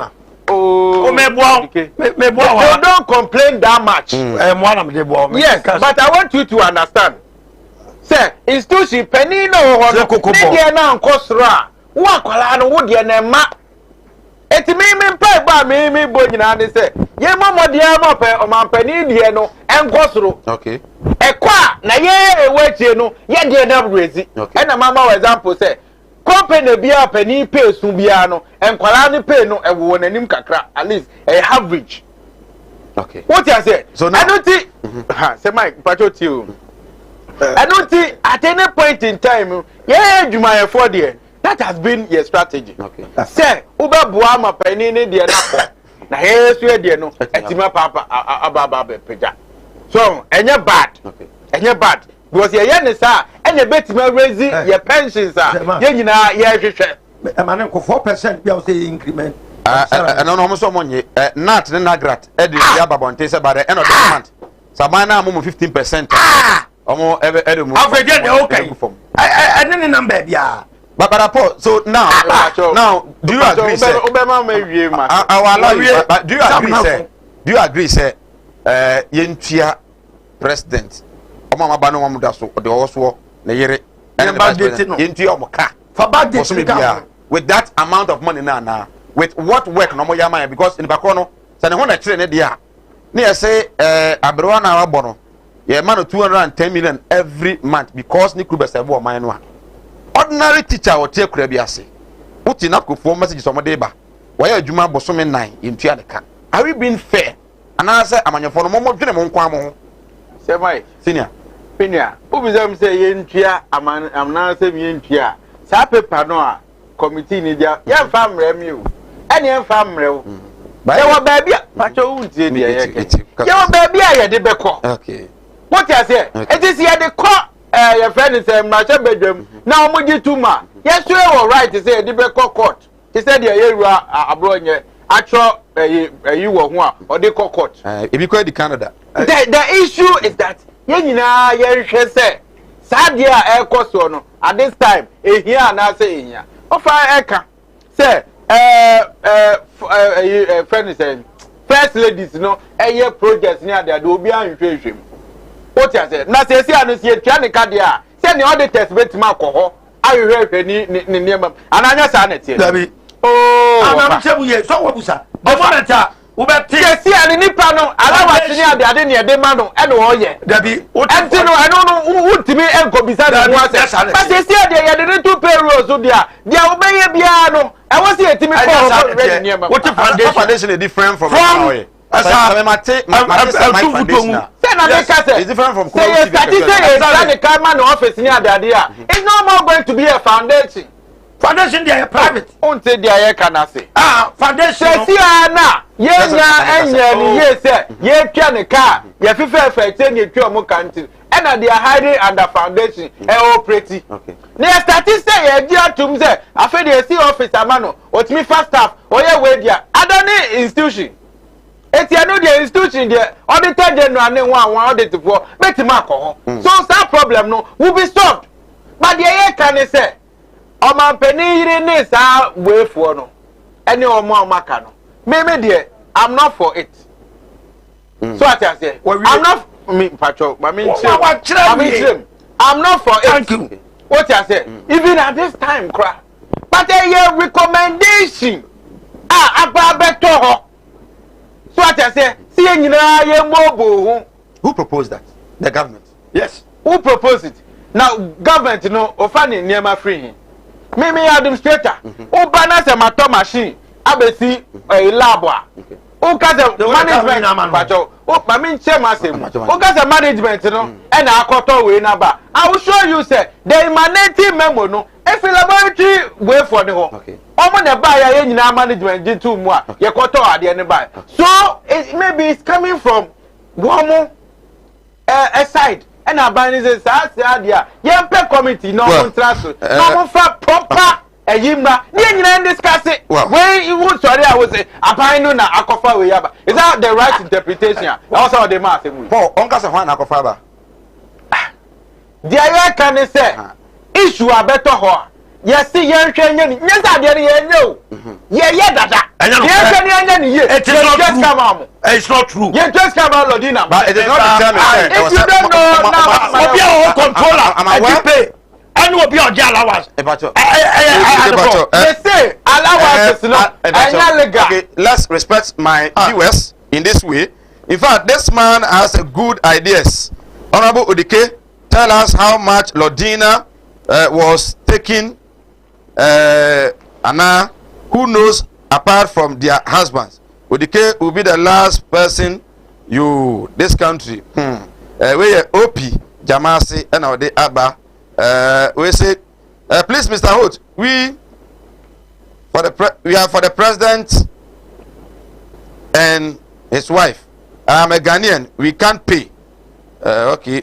Wenchi and what if they have Richmond from Wenchi Jansoso and a rich a free or the Abba. Was it hey Nana Mo unso Monso Mo unshe no please. What at all does president and vice president wives contribute to development of this country? Some NAPCO trainees are holding master degrees, diploma, etc. You haven't paid them for the past 3 months. Now, your wife, you want to pay your wife monthly pay, and you can't pay 30 NAPCO trainees. Peace Council, Christian Council can't talk. Hey, I'm a Ghana. Peter Owusu Sefi Asafo and Peter Free Awade Abba. Very serious. We say very serious. Now the NPP man is running from fact. Very soon they will be paying their children. God should have mercy on us. Peter, God so and different Abba. We say what the NPP man is saying is not. I'm saying that the NPP man is not on course. Nanado is thinking about. Is he thinking about teachers? By Kamfoko Bodi, sorry, Bodi and a Kamfoko dear free or the Abba. Samai, good evening. I'm Francis from Asain Fosu. I don't know what the NPP man is saying, and I don't know what is happening to NPP.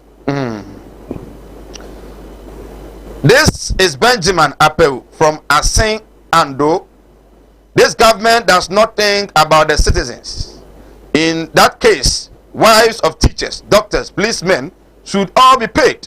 Selfish leaders we have. Ghanaians should advise themselves. Nanado, you and MVP, we are sorry, pa. Why this from Winiba, Pobi, Eddie Winiba, and our day Abba. Somebody read my message. Oh, I'll read your message. Good evening. Thanks for your program. In fact, I keep on enjoying your show. When are you bringing a Donko? Please, I want to humbly make my submission on this issue of salaries for the first ladies. Please, after failing to increase salaries of government workers by at least 10% and claiming because of COVID, they now want to pay first ladies. It is quite disappointing that our leaders are thinking like that. I am ashamed of them, really. Good evening, Sir Mike. Please tell Odike that this allowance started from 1997 under JJ. And if he doesn't know, he should check from Nana Ato Dazi. This is Joseph from Atonsu. I am Wasisu from Mampong, Kofiase. Our leaders should think about we the youth. Good evening, Sir Mike. Good evening, Wasisu. Greetings to Kofiase Funina. Good evening, Sir Mike. Anyone who take this Ejura issue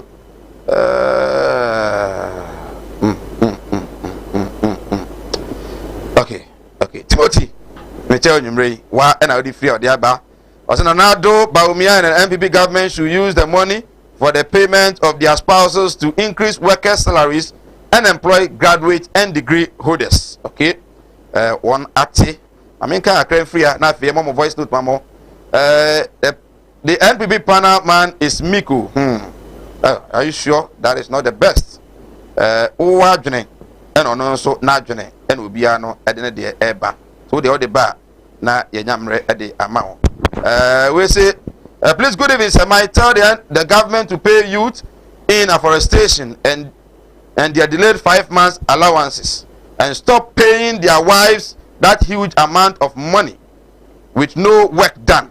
Ask Uncle Odike to talk for the afforestation workers and NAPCO because they are suffering. Charles Owusu Goso, and Charles the Efri or the Good evening, Sir Mike. The NPP man is full. I believe he is being paid. His bosses are being paid. We have been working with our salaries, and you are there defending the defenderless. God save this party. Okay. Honorable Odike, how many people in this country knew that you are a contractor? OPD or the Abano. Sir Mike, let them pay their wives and all government workers. On all government workers' wives also. Prince Charles, a Seraso, and a Prince de Free or the Abba. Well, more voice note kakra mo de Abba has I'm my choir. Now into me more. But kakra bi Odike, minti. Me nuanom Ghana fo. The American you say. Any man koye.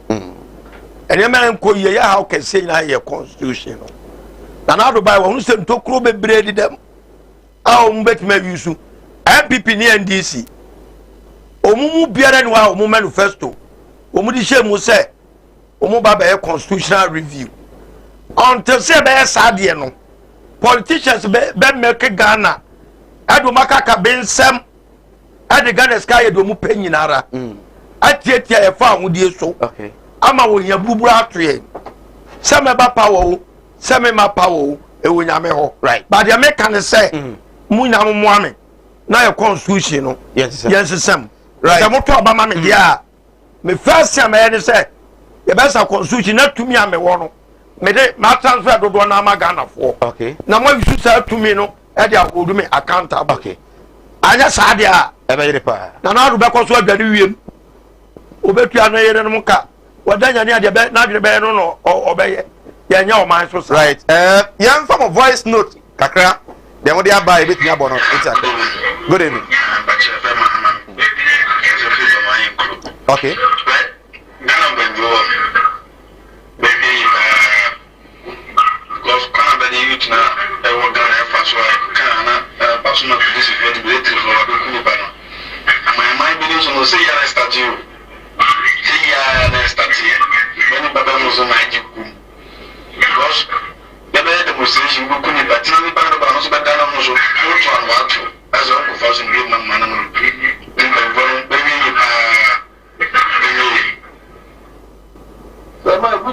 Good evening.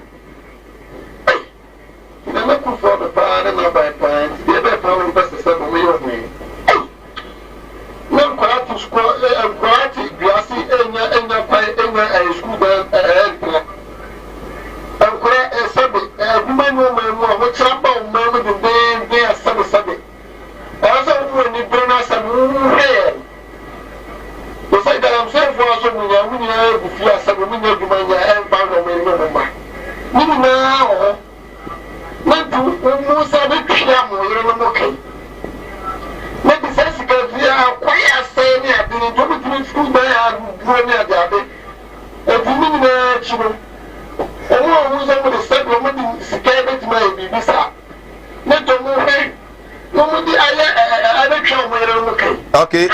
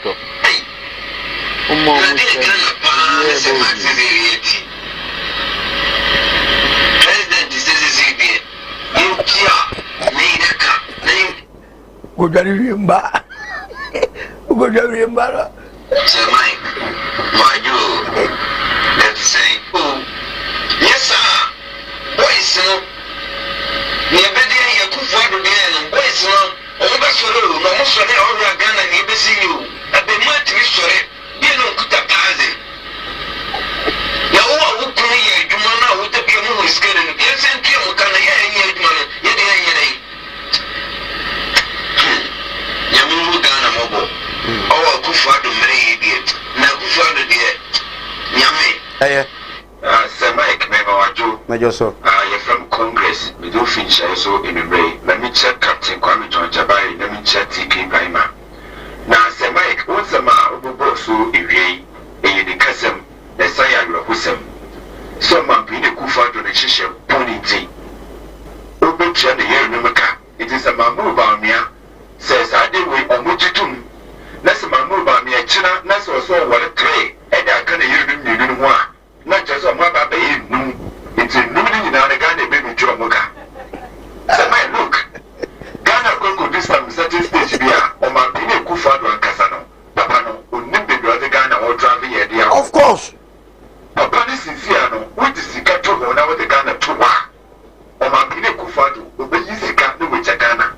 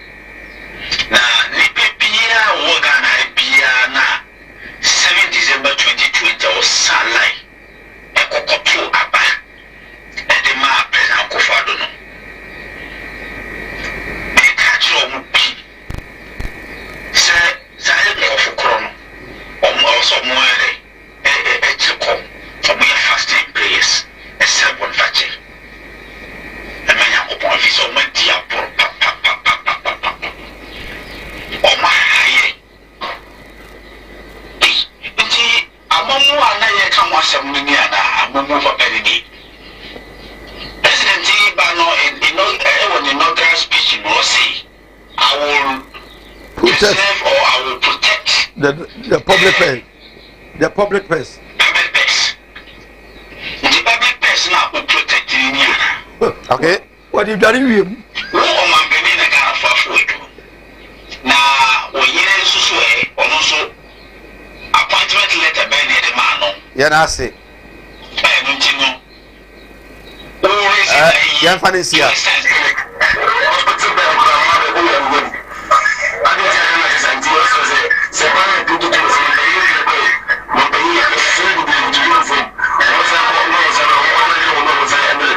Okay.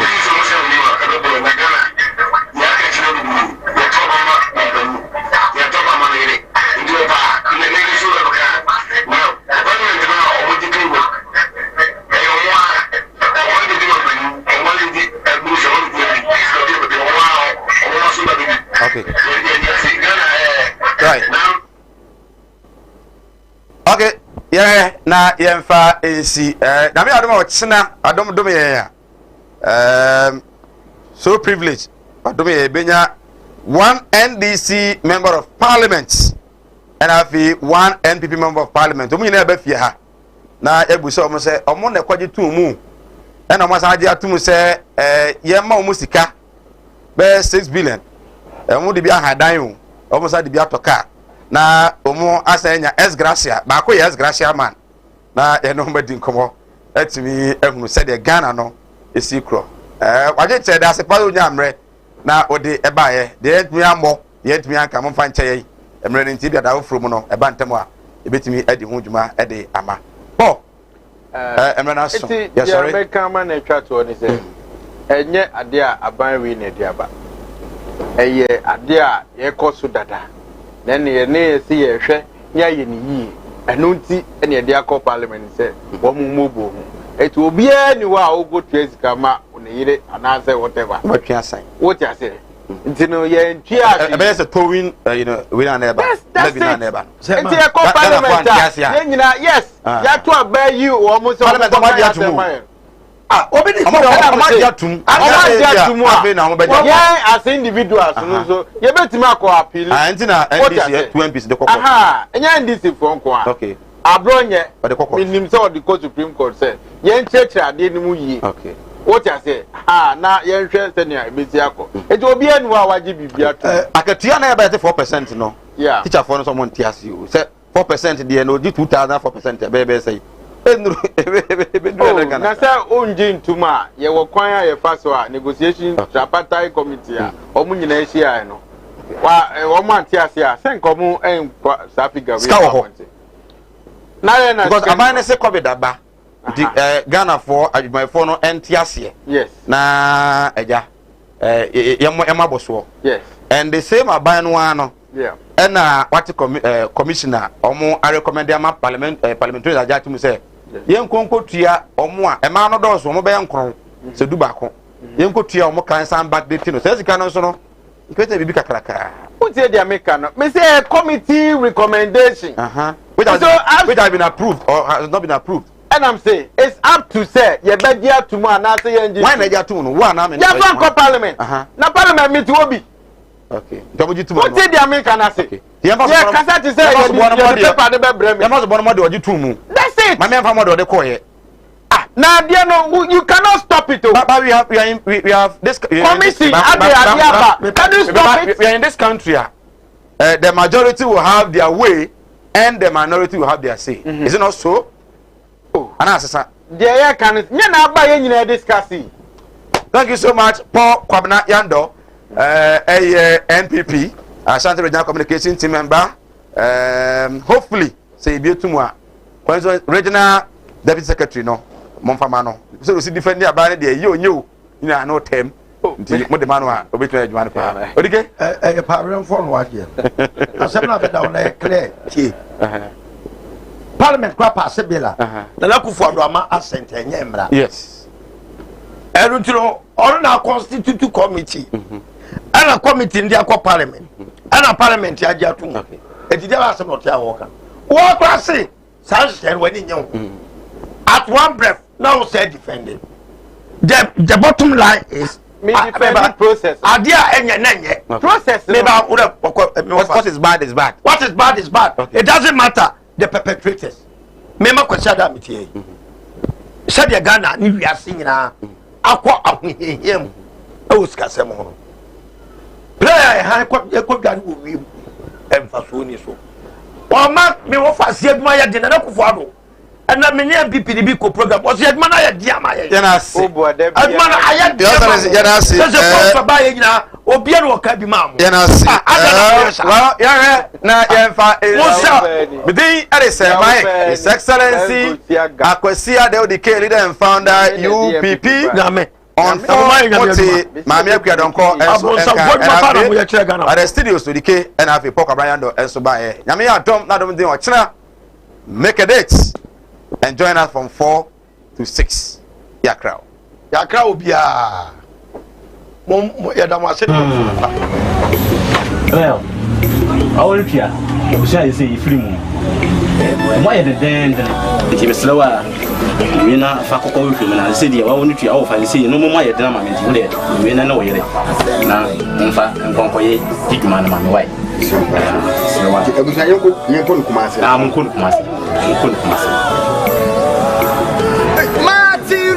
oh, it's been a long time. Oh, yeah. Missy, Minia, or Brapon to Yao. 7 and a half my uncle and Yasha Dion. Your penny as mammy, 7 and a padak. Oh, Master,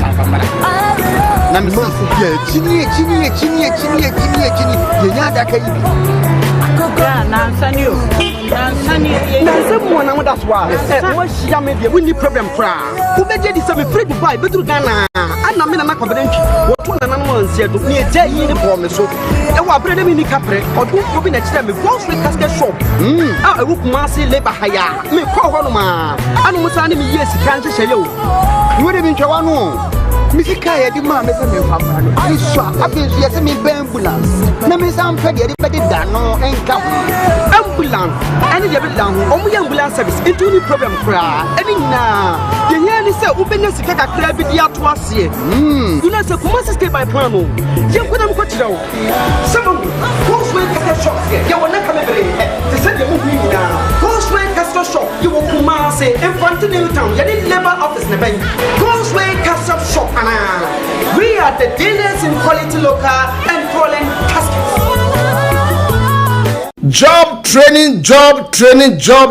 Kumawood Training Institute. Yasai ababio. Say dear. Yase. Ye ma ye tie for. Ene ya hwefo nyina. Esua ensano dwuma. Wei eye ensano dwuma. Ene ti se woni ensano dwuma. Bomodian se obenya ensano dwuma. Entra Ghana ha se obaye dwuma ba kope. Na wo de ayeye. Dabi esese wonya dwuma bebre. Eka dwuma wo ye ho. Sana ye tu kwa abrochi a ye no. Eno nti bra. Ne besua adwuma ni bi. Eka wo dwuma bi a wo ye eho. Eno nti no se de ye de adwuma foforo ene de aba. Ye be chirechiro bees making. Eye senia ye sidi ahwene eye chain, eye bags, eye mpaboa, eye niema bebre. Branie nchiro senia si eye no. Mushroom farming. Eno ye senia si edua emre. Unim se obetimi de na wotwe mienu pe edua emre amana fifi abokama. Ama wotimi atu adi ana wotimi atu akoton. Branie nchiro senia si eye no. Ye nuanom akuafoe ye gusu afrem se momra na wombesua senia si ye we decide edura ye digun haban so ama me hye ase kura babra entimi enka aduane na ewo mu no brane enche ose de sie no snail farming bra se ne si eyen enwa obetima yen enwa ama na nyini kama ama won so wakoton e de anya wo sika